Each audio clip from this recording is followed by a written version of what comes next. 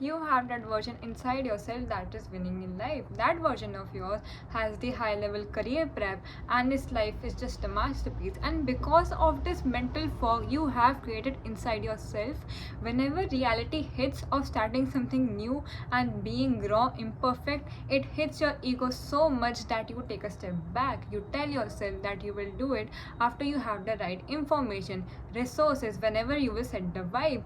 But you need to understand that saying not yet, it's saying never. And this is therefore of me telling you to break that expensive habit of yours or wanting for quality and actually build something, because the ideal person knows that something messy and imperfect has way more worth than a pristine dream. If you want to have a high achievement in your life, you need to understand that you won't have that final result on day one.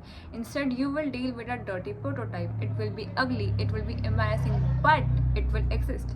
Think of a building like a skyscraper. On the starting few months, you won't see marble floors or polished glass. Instead, you will deal with grey concrete and rusty floors. And this is what you need to understand, that on the starting few months, you won't have the expertise in this.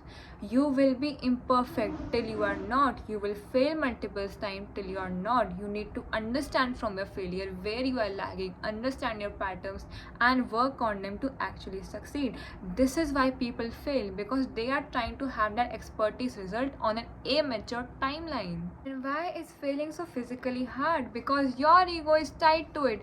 Your ego is tied to the outcome of you being picture perfect every single second. That whenever you produce something bad, you think of yourself as bad. But here's a sign that whenever you feel bad or embarrassed about something, it's a sign that your brain is expanding. It's a sign that your potential is being converted into an experience. And this is why most people fail. This is why you fail, because you cannot handle some days of being average. You are so scared of looking imperfect that you don't even start it, right? But an ideal person knows that the initial version has to be destroyed so that the final version can win. You have to be okay with looking imperfect. You have to be okay with being a beginner so you can be an expert someday. You have to be okay with failing so you can succeed one day, right? You need to understand that your potential has a zero market value. Whether you want to have a high career, a good business, or a good strategy, all of them have the same physics. If you are doing nothing, if you are planning, you are standing still. But if you are actually executing it, whether it be imperfect or messy, you are actually making progress. A bad set of notes can actually be corrected. A messy project can be perfected.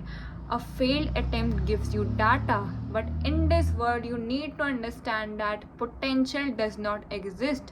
Potential only exists in your mind, and if you want to build something, you have to get it out of your head. An ideal person knows that in this world, you can only get results from the things that actually exist. So take it out of your head, make a plan, and actually do it.